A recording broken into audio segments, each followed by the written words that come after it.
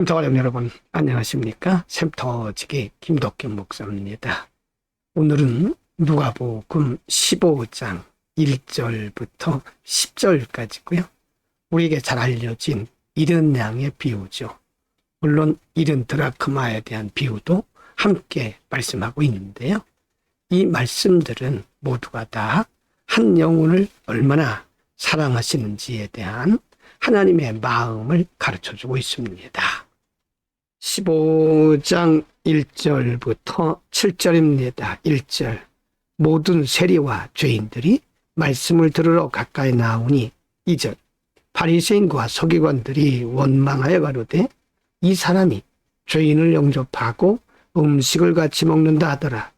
3절. 예수께서 저희에게 이 비유로 이르시되 4절입니다. 너희 중에 어느 사람이 양 100마리가 있는데 그 중에 하나를 잃으면 99마리를 들에 두고 그 잃은 것을 찾도록 찾아다니지 아니하느냐.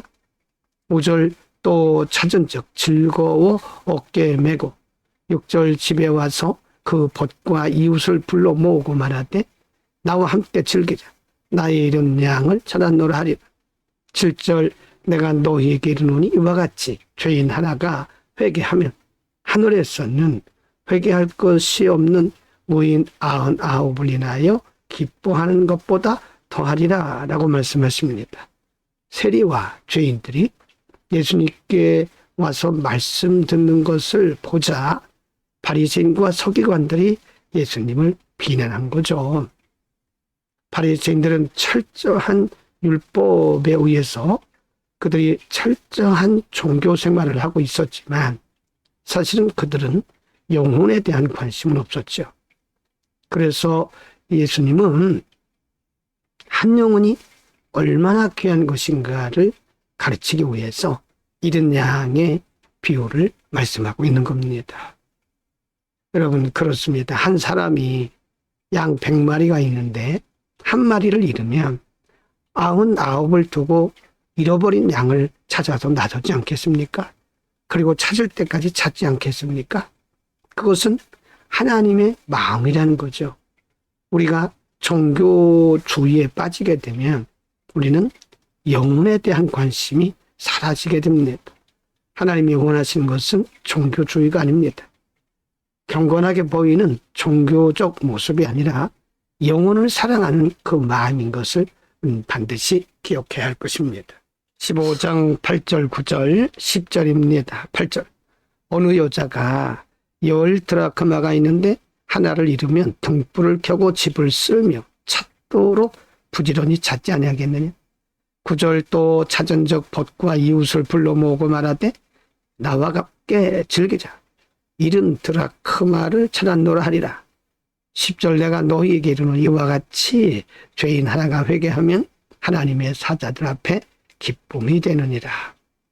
바리새인들은 철저한 율법주의에 의해서 종교의 틀에 갇혀 있기 때문에 그들 나름대로의 종교적 관점을 가지고 사람들을 봤지만 예수님은 종교적 틀이 아니라 한 영혼, 비록 그들이 죄인이고 유대사회에서는 부정하게 여김을 받을지라도 그들이 회개하고 돌아온 것을 하나님은 그렇게 기뻐하신다는 겁니다.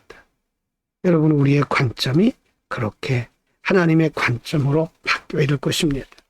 오늘은 예수님께서 직접 말씀하신 잃은 양의 비유와 드라크마의 비유를 통해서 하나님의 관점, 즉 하나님의 관심이 어디에 머무는가를 가르쳐 주셨고 더불어서 예수 그리스도의 제자로 살아가는 우리들도 어디에 관심을 둬야 되느냐, 우리의 시선이 어디에 머물러야 되느냐에 대해서 가르쳐 주셨습니다. 개교 지도자들은 철저한 율법을 지켰고 그리고 철저한 경건의 모습을 가지고 있었지만 그들은 영혼에 대한 관심은 없었죠.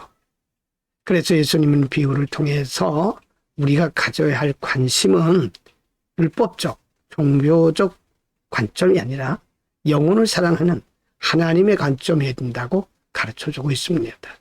여러분, 우린 모두가 다 죄인입니다. 우리 가운데 의인이 하나도 없습니다.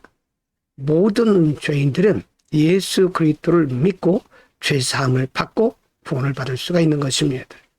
우리의 경건을 자랑해서는 안 되겠죠? 하나님의 마음은, 하나님의 관점은 잃어버린 영혼입니다. 오늘도 우리는 잃어버린 영혼들, 아직도 주를 알지 못하는 자들에게 관심을 가지고 그들에게 생명의 복음을 전해줄 것입니다. 기도합니다. 거룩하신 아버지, 우리에게도 영혼을 사랑하는 하나님 아버지의 마음을 주옵소서. 우리의 관심이 그들에게 머물게 하시고 우리의 시선이 그들에게 머물게 하옵소서. 예수 그리스도의 이름으로 기도합니다. 아멘.